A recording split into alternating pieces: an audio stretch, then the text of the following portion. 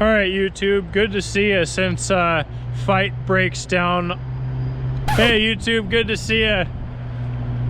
Dang it, what am I trying to say? Hey, YouTube, good to see you since that last video, fight breaks out on YouTube. If you haven't seen it, go check it out on August channel. It's hilarious. Anyways, we've got some synchronicity back. And we've got Jeff here. He just attached the slings. We've done a bunch of bucket truck work, getting some weight off of these things and simplifying them, but now we're gonna do some crane picking. We're good for around 6,000 pounds. He's got a half hitch there, and then his terminator down lower. And I think he's gonna go down and pick all the brush. So let's see what that looks like. After that, we'll start picking this one here.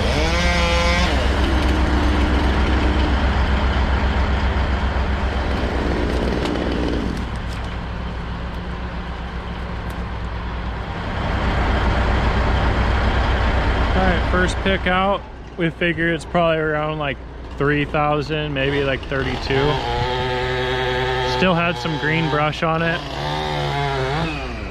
This next one here is basically completely dead, which is why we're taking these out.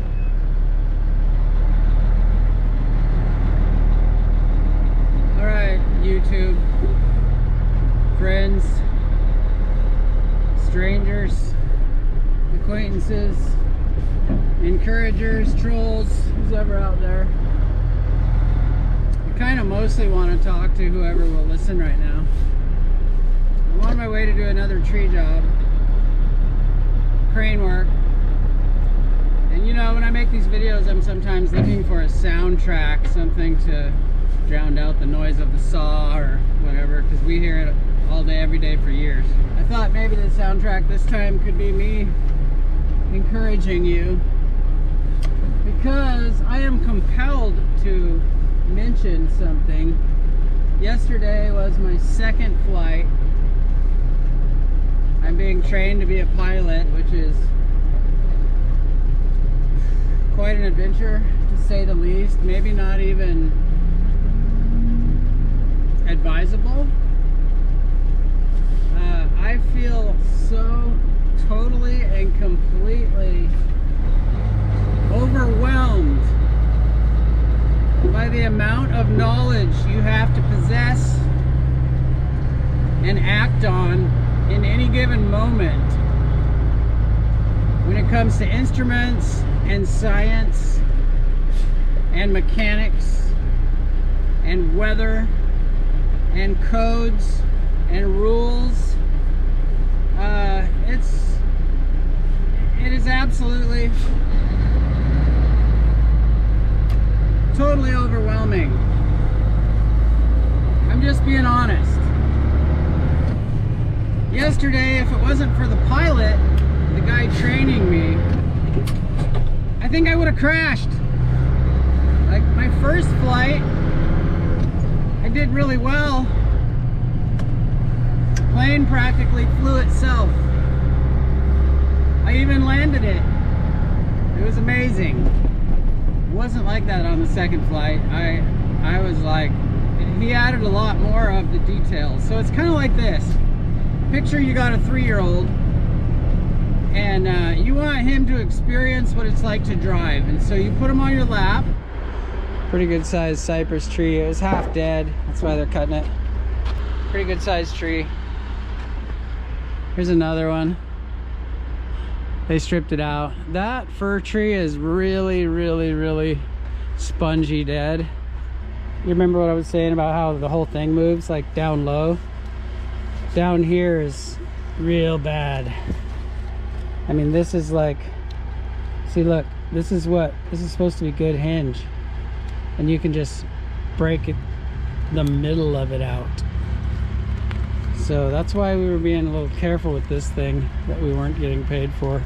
And just this short little log broke right there when it hit the ground. So some of these trees, the top where it's drier, where the water has run down toward the base and it's more seasoned, like even here, this is better wood.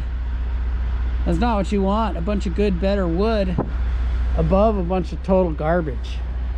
So that's what we were tripping about there. they started climbing it, and yeah, it just has the look, you know, the needles are gone. They were hoping the crane would reach it, but I don't think it will. So we might have to figure that out. I like to drive, and so you put him on your lap, and he's got his hands on the wheel, and he's wiggling the wheel around, and probably not even doing that right. And he's like, in his mind, he's driving. He's all, I am driving, I'm somebody, I'm gonna be like daddy. And you want him to feel that way, that's good. But what you don't know as that 3-year-old is all the things that that pilot is doing. The guy that's actually operating the car, the dad. In this case, the pilot's operating the plane, or he's at least overseeing it. It's the dad who's got the clutch and the brake and the awareness, and his feet reach the pedals. You know what I'm saying? Kid doesn't know anything about that. Okay, so my first flight, I feel like I was that 3-year-old, and he made me feel like I was doing something cool. So we got Damien going up this thing. He is tied in here. That tree is really, really, really, really bad. You can tell the way the entire stem moves all the way to the ground.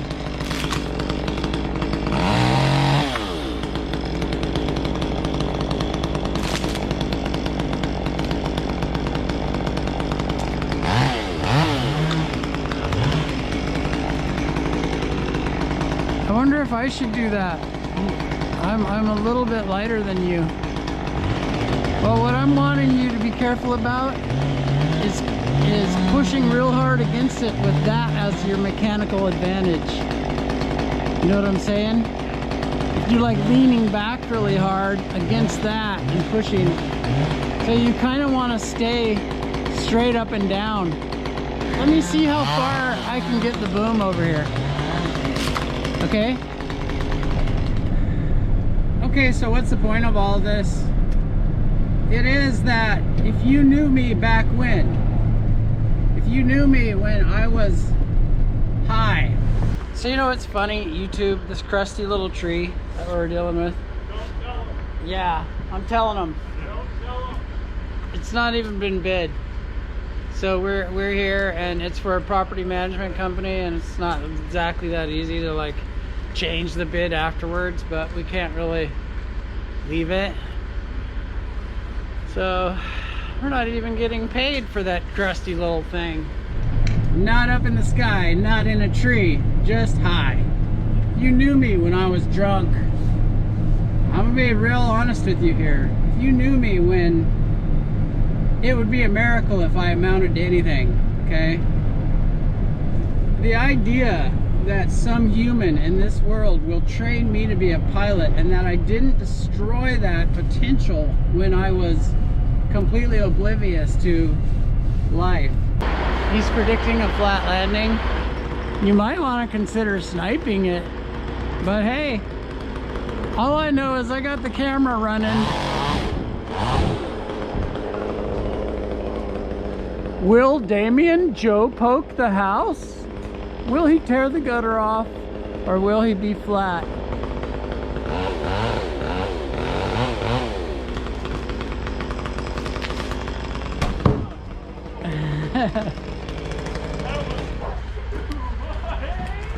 Yeah! What a stud! I sat here and looked at it over and over and over, and I said,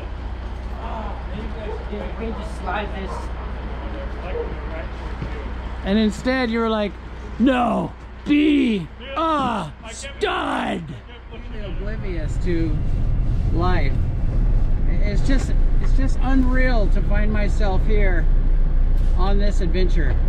The idea that I have a successful, if you want to call it that, business. I'm running a business and I have people who are relying on me. The idea of that, if you had known me back then, unthinkable.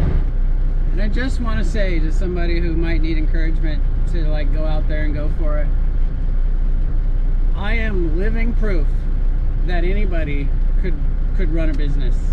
I just do what's in front of me, okay?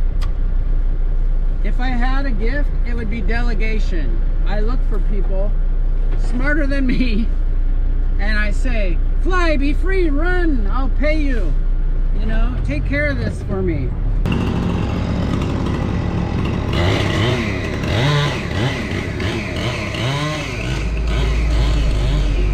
And then I guess you might call it a skill or a gift to be able to prioritize the moment, to not future trip,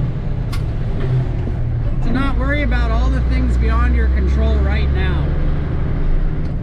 And so that's how I cut trees down, is I don't know what exactly I'm gonna do, but I'm gonna cut off part of it right now, even if it's a small part, and then pretty soon it's gone.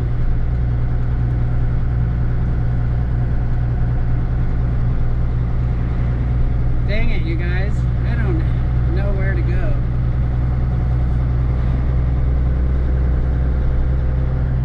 I gotta pull over and look at my GPS. I'm so compelled to talk to you right now that it overrode my common sense of find out where you're going. I don't think we need a pole line, but we're gonna pick another crane pick now. I'm not gonna do this speech 5 times and cut out all of the floundering. I'm just gonna give it to you. You can do it, whatever it is. If you gotta quit being high first, you can do that. I'm gonna turn in front of you. Thank you very much for your patience.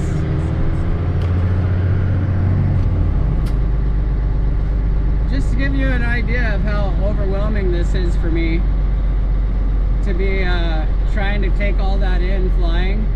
My little beloved son, in whom I am well pleased, is behind me, and I'm in charge of the plane, right? And so after being stressed out yesterday and doing all the wrong things and not understanding what he meant and not knowing which gauge I was supposed to be looking at and what code I was supposed to take note of on the weather and which way to push the throttle for go, and I mean everything was just discombobulated in my head. Last night I had a dream that he was making me fly through the trees. He was all, fly through the trees. And then somehow in my dream, he had the controllers in his hand like it was some kind of remote control for the plane. And he was all, here, catch! And he like would throw me the controls and he would be all like, now pull us out of the stall! And so I had to catch the controls, hold them the right way, not knowing which way was up, and then come out, somehow pull out of the stall. That's the stuff that's occupying my dreams now. But the whole takeaway, the whole point of all of this speech, the reason I'm compelled to talk to you is I wouldn't be on this adventure if I was high, okay? This is to you who might struggle with that. If you think life is not interesting enough without being high, like you just want to take the edge off of boring old life, it gets really interesting if you challenge yourself and you say things like, I'm gonna get a pilot's license and I'm gonna get it by the end of winter. You do that, you'll be plenty high, like literally, and you'll have plenty on your mind. You won't need any extra stimulation, okay? And you'll also be thankful that you're at the place where humanity is actually willing to believe in you. So here I am. I'm that guy right now believing in you, okay? You can do it.